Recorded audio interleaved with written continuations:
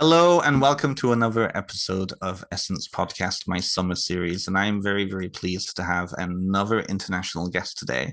All the way from Brazil, Rio de Janeiro, I have Michel Valim. Welcome, Michel. Thank you. Hey guys.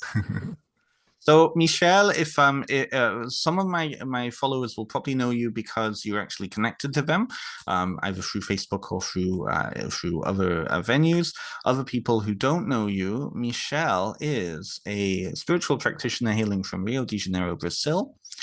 Michel is a Bruxo, a witch, a sacerdote, a priest of Aphrodite and Dionysus, and is also an initiated priest of the religion of Antinous. He is a Reiki practitioner and works as an integrative therapist and diviner of witch runes. And you're joining us all the way from Rio tonight. So thank you for that. Thank you so much for this opportunity to talk. This is a special moment for me to be invited for a podcast, international podcast, because this is my first time talking to people abroad in a podcast, and that's so cool about that. And Yeah. I got a little bit nervous at the beginning, but now I'm feeling comfortable. I feel okay with that. And sorry guys for my English. It's not my native language, so I try my best to communicate in English with you guys. See, now the nervousness is coming up. We were talking beforehand how you're going to be the ambassador to the whole pagan world outside of Brazil. So that's a light thing. So yes, as the ambassador, the official Essence Podcast ambassador for Brazil, welcome. Wow, that's so much responsibility. I love it. I love it. I So love that. so, Mr. Ambassador, you various initiations into various different traditions. Your background, or at least your spiritual background right now, very much based in the Hellenic and the ancient Greek. So I'm curious then, bring us up to date. People who don't know you, what was your introduction to neo-paganism? What brought you to this? And then I want to hear about Dionysus, Aphrodite, and Antinous. Since I was like a little kid, I was very into movies or series or something like that that was with this theme about witchcraft and magic and something like that. I remember that when I was a kid, I'd like too much to play with like tree branches, like pretending I'm holding a wand, a magic wand, and I remember that from a little kid. And sometime I think it was in 2003, in the beginning of the 2000s, Mm. a cousin of mine, she's an Aquarius girl, so she's very like ahead of the time in the family, and she got home with some magazines about Wicca, and I was like 11 years old at the time, and I got so interested about it because I've been raised in a family. My mother is evangelical, and my maternal grandmother is also evangelical Christian. Mm. So for me, that was like discovering and not a world that wow, I can be a witch and I can be a good person. And I Mm. was like, oh, okay, that's so good because my mother uh, taught me that those kind of things were evil and something like that. And I was like, oh, this is so wonderful. And I got that with me, but my mother didn't like that about reading about witchcraft and something like that. And when I was 18 years old in 2010, I rediscovered Wicca and witchcraft because I was 18 and I was like, oh, okay, now I'm searching for it again. And I was leaving school, leaving high school at the time, and I went with some friends of mine to the shopping mall, and we entered into a library, and not library, sorry, a bookstore. And in that bookstore, I when I entered in the entrance of the bookstore, my head just go straightly to the esoteric section of the bookstore. and I went straight to that, and I got some books about Wicca, witchcraft, magic to read. I I got so involved with that that I returned other days to the same bookstore to continue to read those books that I've started to, and that time my journey in witchcraft and neo-paganism started. Sitting at the floor of the bookstore to read those books because I couldn't at the time buy the books because I lived with my parents, and I was afraid of my mom seeing those books in my room, in my bedroom. So I just sat at the floor of the bookstore and just reading all of those books I could. And I started, of course, because of internet, to search for blogs and websites about that. And I discovered some people here in my city, in Rio, that were from witchcraft and neo-paganism. So I began to go to some social meetings, Mm. social meetups, in some in a famous park here in Rio, and I make friends with many people in the witch community, and I Mm. started to practice witchcraft like a solitary witch. Mm. And I had a friend of mine that she unfortunately she passed away 3 years ago. She was a big friend of me, and we like meet up at her house to celebrate some Sabbats and Misbats that I did with her, like two solitary witches. And my path just started like that. And I belong to some places. I went to some like public rituals, and I've been to some places. I've been initiated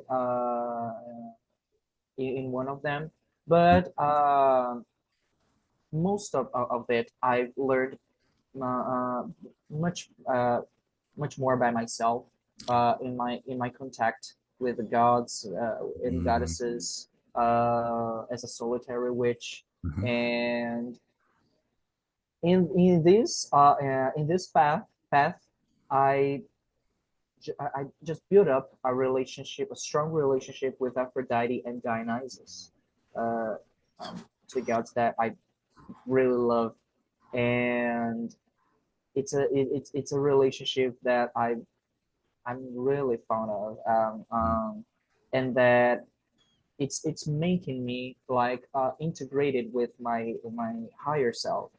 And I always talk about Aphrodite in my social medias, guys, I was and going to guys. say you just had a ritual the other like today with her, didn't you? Yeah, yeah, Or I did yesterday? yesterday. Yeah, Yeah. Aphrodite's festival. Um, I conducted the ritual, and I did some ecstatic dance Mm. with Aphrodite with the people, and they really loved it. And I was like, oh, I accomplished that. I'm so proud of me. And it was very good because there was a girl that when we ended up everything at the festival, she went to me and she said, "Oh, you're so adorable. I see Aphrodite in you. You're like the Aphrodite, you know. I very much see that energy in you, and thank you so much because I was feeling like with a low self-esteem, and you made me feel very good. You made me feel like uh, feeling special today, and those kind of things make my heart light up so Mm. much. And that's a job, a work that I really love to do. It's very fulfilling, isn't it, when you have that feedback? Yeah, yeah, Yeah, yeah. yeah. So so I want to go in a little bit more into your relationship then with Aphrodite and Dionysus. Whenever you talk to anybody who's connected in a very, very special way with a deity or a spirit or whoever, right? there can be that seeing ourselves in them, or perchance, finding them in our life just constantly there. What was that experience for you? Why Aphrodite and Dionysus in particular? Wow, that's a hard question I know. because yeah, because this was something that happened in a way that I didn't predict it. That didn't predict. So, and there was a curious thing about my journey in witchcraft that years and years ago, I was obsessed with Hecate, and so Hecate and Apollo, and I got into my mind. I fantasized about, oh, I'm my patron gods are Hecate and Apollo, and I was like disturbing Hecate and Apollo so much. They hated me at the time, Mm. and I have a friend of mine that at the time he knew me at a pagan meeting, Mhm. and we were having a conversation, and I had some experience with experience with Aphrodite and Dionysus before that, but we have a conversation someday, and they say, and he said something like, um, "Do you really think you're like a son of Hecate and Apollo?" And I was like, "Oh, yeah." And he said, "Well, I don't see that in you. Uh, you have like other energy about you that you have to discover for yourself." And I I I don't remember how we ended up bringing Aphrodite and Dionysus at the conversation.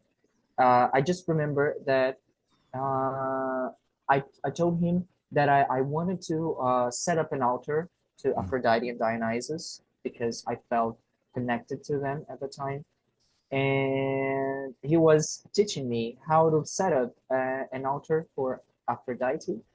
And when he was telling me how to set up the altar for her, I was like connected and paying attention to him, like with my eyes glued to him.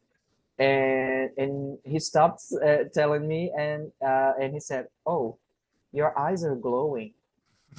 Well, you're like you have a shine in your eyes." And I go like, "Oh, okay, yeah, there's something in here that I don't know." And after that day, I set up my altar to Aphrodite and also for Dionysus, and the connection started so strongly. Mm. It was a very strong connection because I could feel like them embracing me. Right. Yeah, and I was like, okay, I have something with them, Mm. with these two gods. Mm. And this was, I think, at the beginning of 2016. I think January 2016, something like that. And since the day, I haven't stopped to worship Aphrodite and Dionysus, and this connection just got uh, much more strong, much stronger than before. And here I am as a priest of Aphrodite and Oh, Dionysus. that's amazing. Yeah, yeah, and Yeah. Aphrodite helped me a lot with my depression because I've had some struggles with depression in my past, Mm. and Aphrodite in special helped me a lot with that, to like recognize myself in my self love and in my self beauty. And this was very important for me because I I've changed from years ago to now. Mhm. And people who knew me, some friends who knew me from years ago, they they tend to tell me, "Oh, you're very different from some years ago," and in a good way. yeah, and that's the good part of having this code of Aphrodite and Dionysus, and I decided to serve myself as a priest to Aphrodite and Dionysus. So I I bestow my vows to them, um, to do this work because I felt like I had to do it. So here I am. Absolutely, yeah. It's interesting the dichotomy, particularly with Apollo, and then you're turning face to Dionysus, because that, I Yeah, mean, happened at Delphi, right?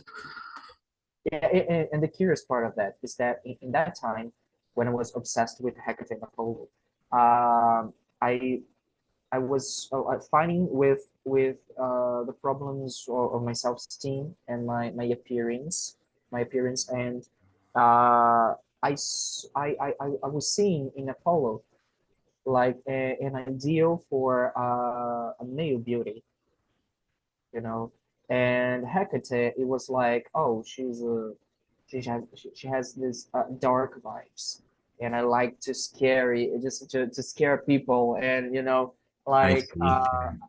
yeah. And I have to feel strong with witchcraft. So Hecate was like this image of oh, he's strong, he's a Hecate witch, Right. and Right. Hecatean witch, and this was something that that was reflecting my inside. And when I discovered my connection with Aphrodite Dionysus, it was like going to the opposite side of myself, and Yes. that's pretty funny. Yeah, it's like it's that deepening process, right? I'm not surprised by what you just said. With Dionysus particularly, as soon as I matured into less kind of not shallow ways of looking at the gods, but deepening into really that connecting inside, I Yeah. could see then that part of my life, right? Like, yeah, yeah, it's interesting. And so, of course, being very queer deities as well, how did that part of your personality come into your work Um, they with all those two particulars? yeah. They also helped me a lot with that because Yeah. I also had some struggles with this thing of gender identity because Mm. also about my gayness because uh there's this dichotomy between like the top and bottom, and the top gay has to be like the manly and that Masculine. muscular and something like that, and the bottom one has to be like an effeminate and something like that. And inside of me there was some fight Mhm. against these two sides, Yeah. and sometimes I just wanted to feel like more manly Mhm. and manlier, sorry. And other times I was feeling like, oh no, but I have this feminine side that I need to uh, put outside. And this is something curious to talk to because I think these past days I was thinking about myself if I'm non-binary or not, because there's some questionings in my head. But Aphrodite and Dionysus helped me to like praising myself. These like how can I say this fluidity between uh, being a boy and have this effeminate side, you Mhm. know, especially with Dionysus because Dionysus is a very effeminate god. Yeah. So and now I'm happy with that, with myself, with that, to be okay. I'm a CC gay, yeah, I'm effeminate, and I'm okay with that, and I'm not afraid of looking feminine. Right. So Right. I started to like wearing earrings and more finger rings Mm. and some pink codes and something like that, because um I was used to be afraid of wearing those things and looking effeminate, you know, and they helped me a lot with that. To okay, it's okay to be effeminate.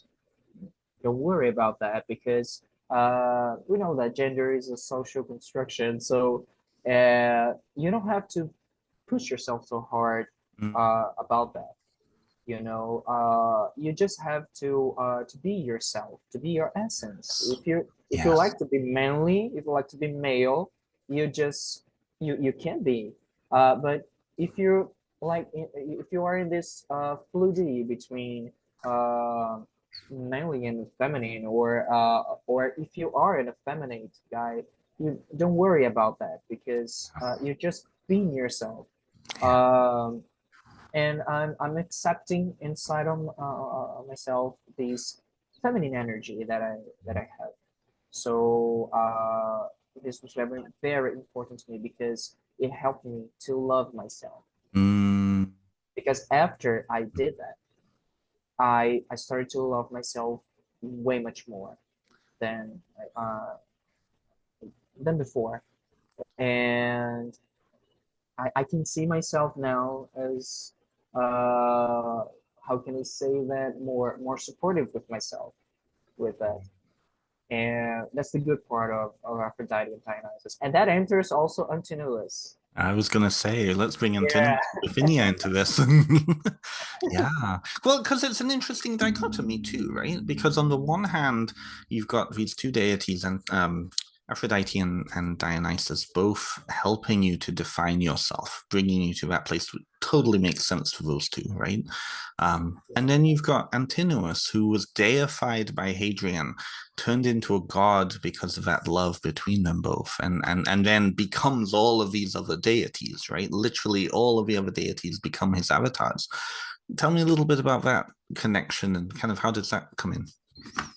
Yeah, every time that I see Antinous images, statues, like something like that, I see like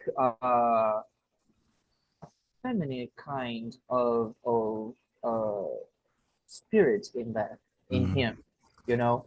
I don't see Antinous as like that mainly Roman guy, you know, as a those Roman warriors and something or something like that. And I I I can see myself in him, in Antinous, and he also helped me a lot this with this inside understanding. Mm. And because of this thing of homotheosis, Yes. that is this thing of like praising your homosexuality as sacred, as Mm. something that is holy in yourself. I started to praise myself in the CC side, you know, uh, and Antinous also helped me with that, because I see Antinous like between Aphrodite and Dionysus, you know, Mhm. like he's like a bridge between Yeah. the two of them. And I sometimes I say that I have a triple priesthood, Mm. because it's like a triangle. It's Aphrodite, Dionysus, and Antinous, Mm. like elevating me to my higher self as a sacred homosexual. Makes sense. And yeah, I see it as a pyramid, yeah, as a Mm. triangle. Yeah. So I see him as a bridge between Aphrodite and Dionysus, like connecting these energies. So in my Antinous altar, I have the statue of Antinous Dionysus, and because I really I feel very connected to Antinous Dionysus than other images of Antinous because of that. And I can feel that Antinous can dance between this energy of Aphrodite and Dionysus. And when I got initiated into the Antinous religion in the Ecclesia Antinoi, I felt like, oh, was something that I was missing. You know, like this linking for me, and it felt like I was completing myself again. Mm. You know, I have an interesting story about something about discovering about past life. Uh, and I was doing some studies about Aphrodite, and we know that many pagan people know that Aphrodite, her coach was from Cyprus, and I was studying about Cyprus, and I found out on YouTube a documentary about the Cyprus, and when I was watching the documentary, it was from a documentary from a show in a Brazilian TV channel, and I was watching the documentary and I was seeing the the places in the Cyprus, and I just felt like crying out of Mm. nothing. I started crying, and I couldn't understand why I was crying, and I was seeing the places in the screen, and I was like, oh, I know this place. Mm. I've been there, and I got that with myself, and I was uh changing oracle reading with a friend of mine, and I asked her to see that in the tarot cards Mm. about this. I was like, oh, maybe I was a priest of Aphrodite in Cyprus, in the ancient Greece, or something like that. Mm. And she said in the oracle reading, yes, you were. Oh. You were a priestess of Aphrodite in Paphos. Mm. Uh, many centuries ago, like 2000 and a half years ago. And I felt like, okay, this makes sense inside of myself. So I asked for Aphrodite to show me this in my dreams, to have a confirmation about that. And yeah, I have So, like a regression in my dream. I went to this past life, and I had a meeting with my past self, who was a priestess in the Paphos temple, mm. and I I I have a big trouble remembering my dreams. I've This tried one's many vivid. I've tried many exercises to remember my dreams, like dream diary and something like that, but it never works. Yeah. And that day, I remember every detail of that dream. Mm. And when I woke up, I was like crying again and feeling nostalgia, and feeling like, oh, I miss a place that I don't remember. Right, right. It's that longing, that homesickness. Yeah, yeah, Yeah, yeah, yeah, yeah, a longing. yeah. Yeah, in Portuguese we have a word for that. That is saudade. Mm-hmm. Uh, Yeah. which In Welsh, we have another word like that, Hiraeth, yeah. yeah, yeah. And I had that feeling, and I remember that the whole day I was feeling like that, and I'm like, oh, I miss that place. I miss that place, and I had this confirmation, and Antinous, I had also a confirmation in my initiation, my Mm. consecration as a priest, that I had a vision, uh, that I was a priest of Antinous in the Ptolemaic era in Egypt, and I'm telling that because as you guys can see, there's a connection, there's a link between all of that in my code, and this really completes me in a way that I can feel that I have like a responsibility with this, but also that I have a mission, I have something important to do with that, and Right. that's where my priesthood enters. That Sense. I have to do something with that. I have to guide other people, Mm, like instruct other people or help other people in a mm, spiritual path, in a spiritual way, or in energetic way. And that's where it enters also my work as a holistic therapist. we're gonna get And to that. We're gonna get to that. I yeah, have more okay. questions about Antinous for you first. We're gonna get to that because I mean, well, so because it is such an important part of your work, but like you said, it's been quite a recent development in your life, really. In 2016, I know was 7 years ago, but even within that 7 years, like we had a pandemic in between too. But I'm curious because I mean, like I remember seeing the post when it came up, and of course, the religion of Antinous, Ecclesia Antinoi, is founded by someone from Brazil, right? Oh yeah, we have Yeah. our first Brazilian priest is from São Paulo, Deco. Deco, Mm, if you're watching me, this is for you. Deco, he was the first Brazilian person to be consecrated as a priest, and he built up a temple to Antinous in São Paulo.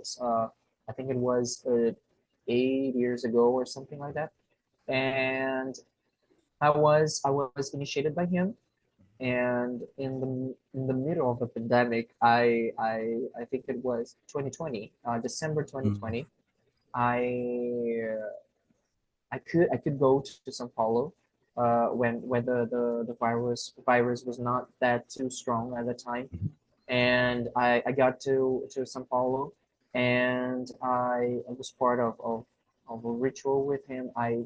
I've slept inside the temple by myself, mm, and like doing some connections to Antinous in also in my dreams, in my sleep, and I got consecrated by him, receiving that initiation, that consecration.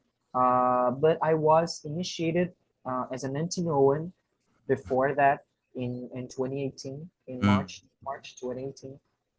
But as a priest, it was in December 2020, right. and it was very important for me because I struggled so much with pandemic as the whole world. And I've had some problems with depression at that time, so hard.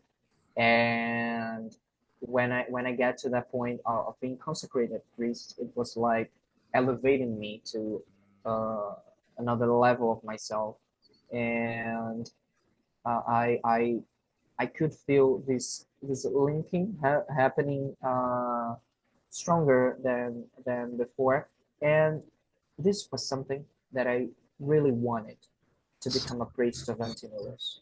I felt like this was something that I needed to do. Right. You know, I don't know how to explain that in words, but it's a feeling that I had, Mhm. and I was the eighth priest to be consecrated in the Ecclesia Antinoi, and I don't know, it's something that it felt right to me to do it, and I feel like I have to spread this thing about the Antinous religion and helping other people in the LGBTQ plus community, and that enters my work in the. I have a friend of mine that is from the north of Brazil, and I'm from Rio. Rio is the southeast of Brazil, and this friend of mine from north, he's also a witch, and he created a project to LGBTQ plus community in the witchcraft and paganism and occultism to help including people in the field of occultism and magic and witchcraft, especially helping trans people, non-binary people, and this was in 2017 when he created that, and I was initiated into Antinous religion in 2018, and I felt like, oh, I need to do something with this initiation. Mm, Not just be initiated and okay, I'm initiated, but what I have to do with Antinous. And I had a conversation with this friend from the north. Um his name is Felix. He's Felix, and I had a conversation with him, and I said I would like to bring this project here to Rio, to the southeast. And he said, "Okay, I know your work by your social media. I know that you are a very good witch, a responsible witch, and okay." And I got the coordination, the regional coordination from here, to Rio, and I started to do some meetups for this project. This project is called in Portuguese Círculo da Viada Chama Púrpura, which means the circle of the queer purple flame. And I did this meetups in 2019, and some non-binary trans people, many LGBT people got into this, and one of them, a friend of mine who's also gay, uh, he has a project here in Rio which is called Shao's Project, which is Shao's from chaos, and he got that idea of like in an independently way publishing books about witchcraft and magic and occultism with subjects that are important to talk to. And one of these things, it was LGBTQ plus including being included fantastic. into Wow. occultism. Yeah, Yeah. and he brought us this idea of publishing a book about it, a grimoire Mm, of LGBTQ plus magic. mm. And then it happened, this book, uh, the Liber Queer. Oh, Yeah, fantastic. yeah. Love it. I was one of the authors of Mm, this book because it's a grimoire. Um, I approved this idea at the time, and he had the idea of uh, posting about it on the internet and seeing if other witches and magicians have like subjects or exercises, rituals, or something like that mm. about including LGBTQ plus people. And for our surprise, many people sent us contents about that. And so in this book, there are many authors Yeah. across Brazil, across the country. Oh, that's And fantastic. Wow. yeah, yeah, we have a Mm, chapter about trans men and sacred masculinity. We have a chapter talking about trans woman and the sacred feminine. And I wrote a chapter about Dionysus and how he talks to this LGBT mass, and uh, for me it was like accomplishing something special in my continuous uh, kind of journey. representation, Yes. yeah, Yeah. in that journey. And that's why I ended up becoming a priest, because Antonio Subia, who was the high priest, the creator of the modern religion of Antinos, XOXO Antonius, um, he told me, "Oh, you did something that is that can level you up as a priest. You did you see what you did? You just you just did something that representation of Antinos has to do, like in the gay community, in the LGBTQ plus community." And I was like, okay, yeah, I need to continue to keep on doing that. And I ended up becoming a priest, being consecrated, It's powerful. and I want to return with this meetups for the circle because of the pandemic, it all uh, ended up, but I want to go back with that. Yeah.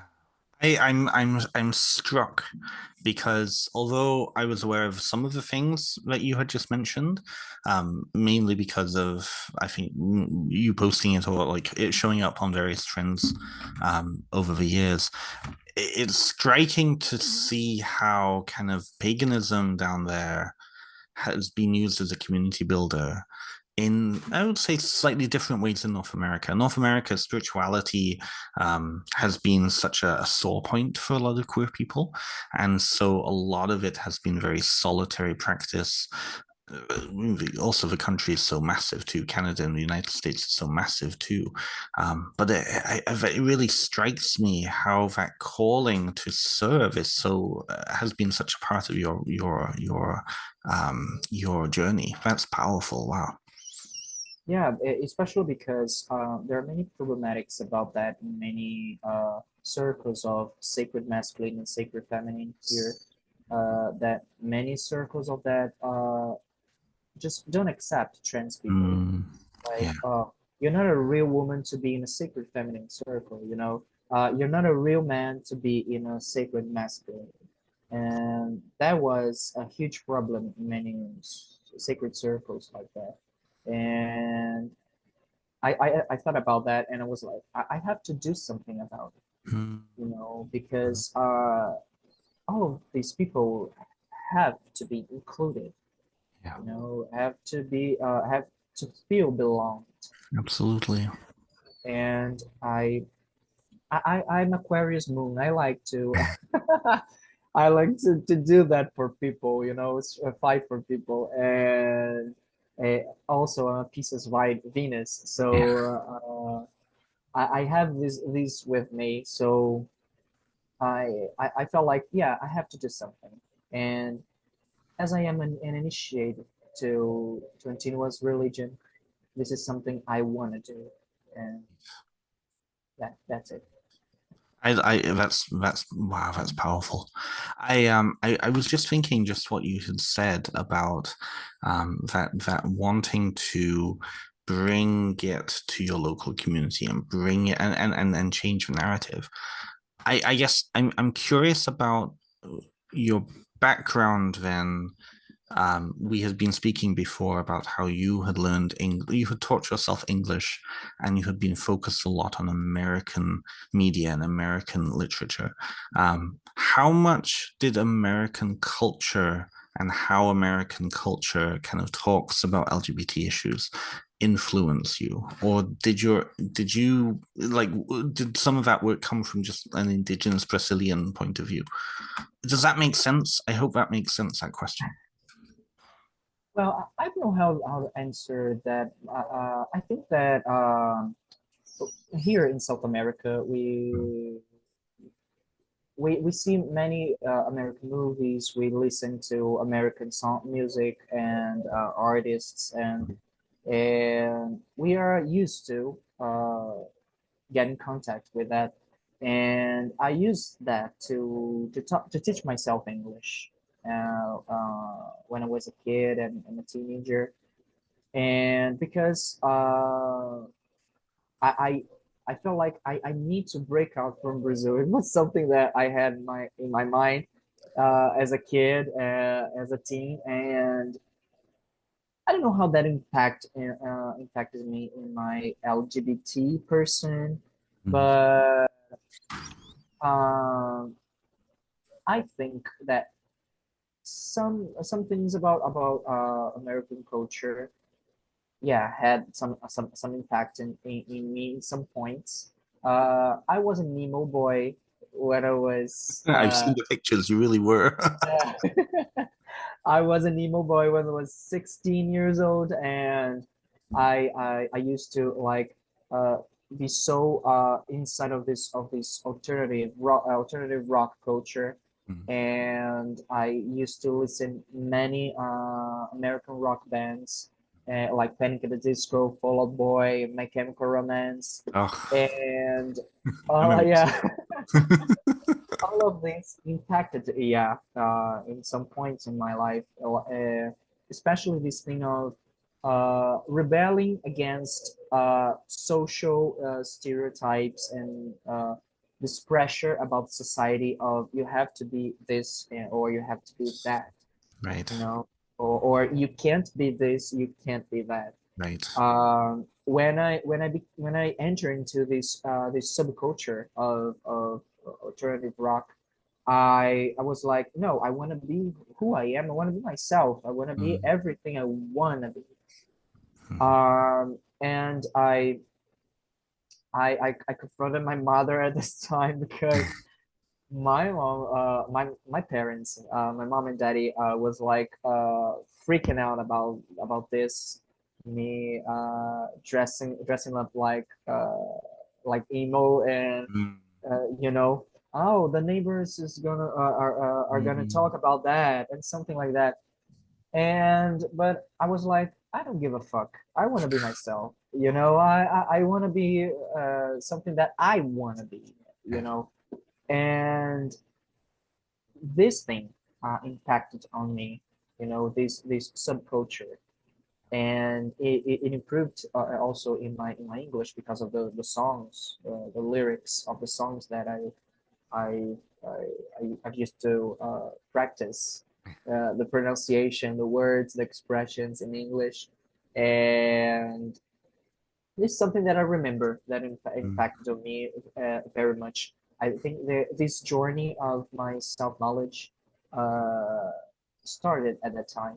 In my 16 years old, I was turning 15 to 16 when I decided mm, that I wanted to become an emo, and I started to fight for myself at that time, you know, because my mother is an evangelical Christian, as I said, and I couldn't be myself when I was a kid, and when I was starting my teenage times.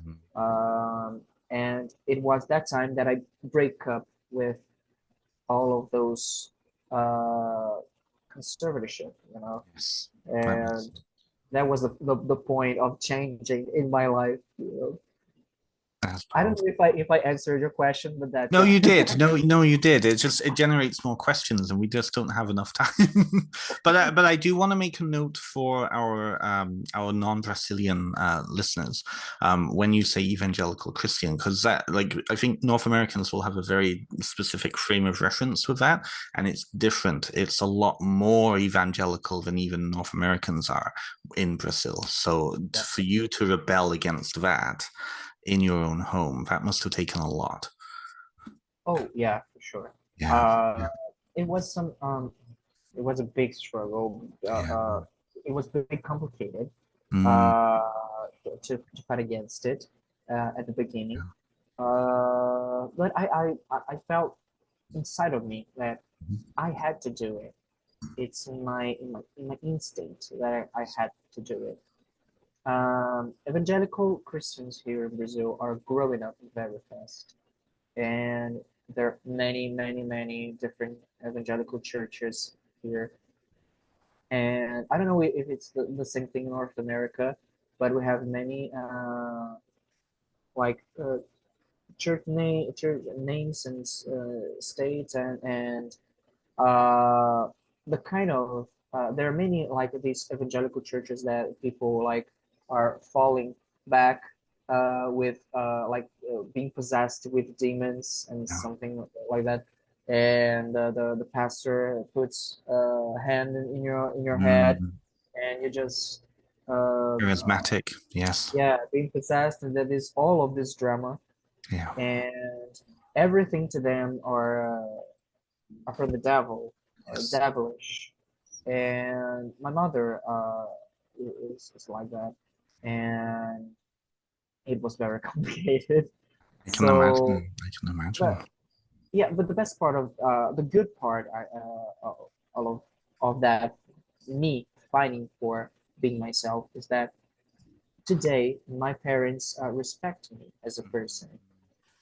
Um, they don't accept that I'm a witch and that I'm gay, but they respect me. They treat me well, you know. They don't mistreat me, you Mm, know. mhm, And uh, they're on my social media, they're on my Facebook, mhm. and they're seeing that I'm being respected by other people. That there are many people that who respect me Mm, and who enjoy my work, you yes. know. That I feel very like proud when I had some feedback on my social Mm. media about my work, and people saying, "Oh, you really helped me a lot," Oh, or yes. Mhm. "Oh, I you make me feel so good about myself," or something like that. Mm. And I like when people do that publicly in comments on my Yeah. posts because my parents can see that. They see it, right? And then they Yeah, appreciate you more, right? That makes sense. yeah, That makes yeah, sense. yeah. And for you guys that are watching this, if you're struggling with that, don't give up on yourself.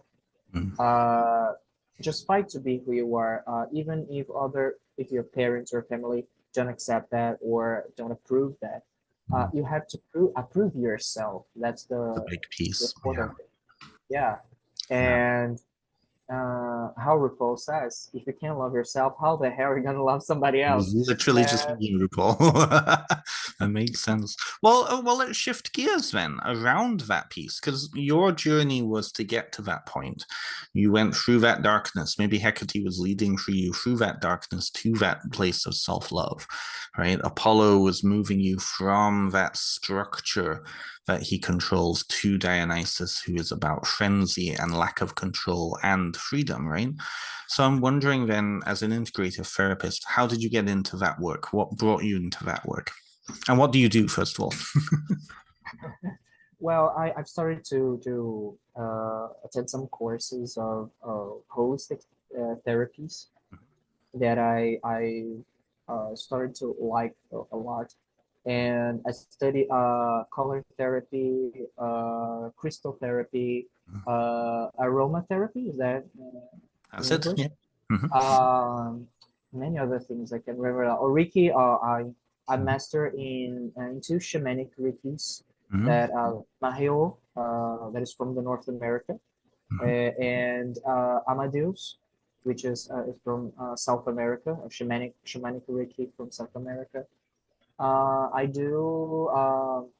I don't know how to say that in English. I think it's what neuro-linguistic programming, Oh, yes, yes, that's exactly it. Yeah, NLP. Yeah. NLP, and many other things I don't remember now because Because you're on the spot. I've did many classes, many courses, Yeah. and I wanted to do that to help other people to be healed. You Mm. know,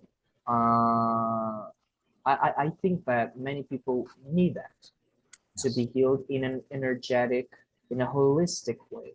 Mm. Not only just I'm not disapproving like normal Of course, medicine or totally. something like Mhm. that, but I see that many people needs also like a healing from something that is energetic, something that is holistic, integrating your whole self, like the Mm. physics, your physical health, your mental health, your emotional health, your Mm. spiritual health.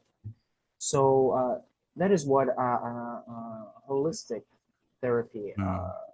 works. And I say that I'm an integrative therapist because I integrate all of these ways of doing holistic therapy, like color therapy and crystal therapy or aromatherapy, Reiki, uh, to help people to get this heal from the inside to outside, you know, because I felt like I don't know how to put that words, but I feel very like conflicted when I can't help someone to be to have a cure or to feel healed. You know, I when I see someone that uh, ends up being having a meeting with me, say, "Oh, you made me feel better," you know, uh, this light up my heart, you know, Mm, and all of this connection with Aphrodite and Dionysus, especially Aphrodite, who's mm, a love goddess. Uh, I thought to myself, I need to do something with this priesthood, not only in a religious way, mm, but I have to do that as a professional, right. you know, like I'm a priest and I live as a servant of Aphrodite and Dionysus and Antinous.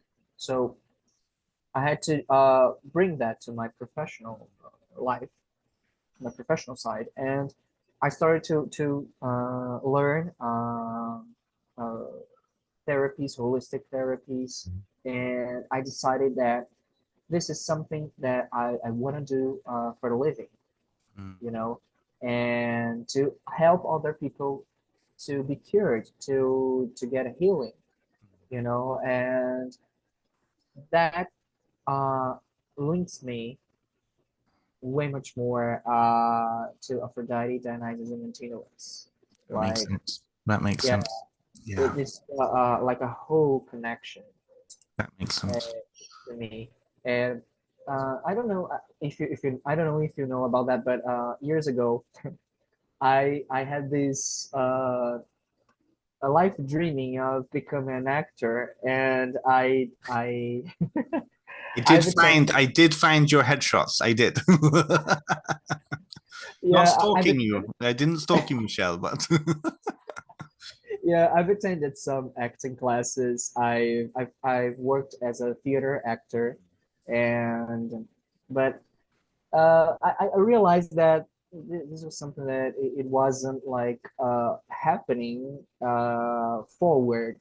I was trying to be validated, like to be working professionally as an actor, because I did some works here and there, like not like small jobs as a theater actor, and I was like, oh, I need to get a level up as an actor, and I couldn't get that. I was like, there's something wrong with me. I don't know what's happening. And uh, when I started learning holistic therapies, there was like a turn on button in my head that was stirred, and I was like, oh, I got that now.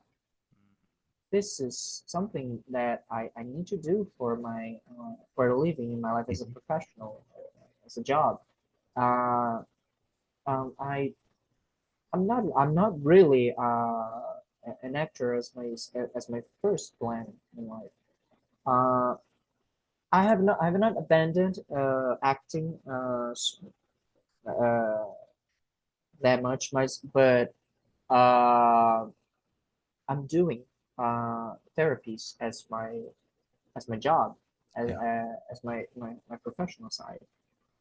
Mm, And Aphrodite and Dionysus and Venus helped to turn on that that uh, the piece that was missing in my mind to get mm, the full explanation of myself. You know, right, the understanding what right. of myself. Like, what am I doing here in this life? You Yeah, know, and I found out that, oh, mm, I'm here to do that, to that makes help other sense. people with that, That makes sense. and I'm feeling accomplished with that, and that's the good part of the best part of all that. Mm. And uh, I don't know, I think it's that. No, yeah, I mean, I think that's that movement from kind of all of those insecurities or that imposter syndrome. I mean, God only knows I feel that. I was feeling that, I should say. I think I'm moving past that now. But I think that's a very relatable thing. Moving into that place of contentment and that sense of mission, right? So then, of course, the final question is, where do you go from here? What are you moving into? What are your goals going forward? Growing up as a spiritual healer, as a therapist, Mm, holistic therapist, uh, growing up as a witch, as a mhm, priest. That's my goal in life because mm, self-knowledge isn't a thing that oh, I I know myself now and I'm okay. No, you have to know yourself for your whole life mm. because it's a constant job inside of Yes. you. You every time we're changing. Uh, my, myself of last week is not the same myself of now, Hmm. and I wanna keep on growing up with that myself, knowing myself more, and knowing what I can do more with my potentials, you know, and I want to know more. I want to get to know more things because I like to read. I read a lot. I have I'm not satisfied with the books I have. I want more books. Yeah. I want more knowledge, and I something that makes my heart feel so my mind feel like better Mm. is discovering new things, discovering new knowledges, and I want to grow up with this, uh, not only as a person, not only as friend Mm. to my friends, but as a spiritual person who helps other people to Right. find themselves, you Right. know, to find the self-esteem, the self-love, and the self-knowledge in themselves. Mm. I want to help these people to find out themselves, you know, and this is what moves me forward, and I want to keep on doing. Beautiful. That's beautiful. I have a million more questions for Michel, but we've come up to time, unfortunately. So, how can people get a hold of you if they want to learn more about you, especially say Portuguese speakers up in North America here, because that's a big push right now is to decolonize, to reconnect, to find material from diverse voices. So, if people up here or in Europe or wherever, whoever is listening, want to connect with you, find out more about your work, how can they do that? Yeah, you can search for me on Instagram. That is at Valim Michel. It's like my name here, but the opposite. Yes, I'll put this down And in the comments too. oh, okay. And my Facebook it's Michel Valim. You can search for my personal profile. I have no problem with that. And if you want to chat and ask some questions to me, I'm open to that. So don't worry. You can reach out for my social media. I'm a very talkative person. I really love to talk and to make friends. So you can search for me. Also, I published a book about witch runes that we talked about. That it's an oracle that I'm a specialist, and it was published in Portuguese, but I'm about to publish it in English. Oh, So fantastic. yeah, it's in my plannings. I'm seeing that. I'm having this conversation with my editor, Mm, and we'll be publishing in English for non-Brazilian people to okay. read that. Oh, Yeah, wonderful. And which publisher is that through? Is that through Amazon? Are you working with which publisher, I should say? I'm planning to get to Amazon. Okay. Mhm. Yeah, Perfect. yeah. Okay. Yeah. Okay. Wonderful. That is that. Wow. I didn't even know that. I knew that you'd written the book on the witch runes, but I didn't know that you were translating it into English. So that's exciting. Yeah, I Wonderful. am. Ah, congratulations. I mean, as somebody who's just gone through a big process like that myself, just in one language, to write a book and then translate it yourself through that's a big accomplishment. Congratulations. Thank you. You're welcome. You're welcome. Unfortunately, our time has come to an end, Michel. This has been wonderful. What I'm going to do is I'm going to be posting this later on tonight. So this will be going live, well, not live, but this will be going on, and I will then spread it around. And I would like your permission to put it into the Antinous Gay God group because I know that's I think a lot of people in there would be very interested in listening to Oh us. yeah, of course. Yeah, Yeah, yeah, of for course. sure. Yeah. Okay, thank you so much for coming on, and for everybody else who is listening to this tonight or at some point in the future. We are actually going to go to another part of the world next week. Where are we heading to next week? Let's see. We are actually going to Scotland next week. We're going to go and talk to Ash William Mills, who has I can never remember it, but Ash runs the Museum of Fortune Telling and Witchcraft in Edinburgh, Scotland, and is actually a neighbor of Avilago, one of our friends. So that's kind of an interesting connection. Yeah. Michel, thank you so much for coming on. I've been Ben Stimson. This has been Michel Valim, and connect with Michel down below. Thank you so much for coming. Thank you so much for the invitation, and that's it. Have a good night, folks.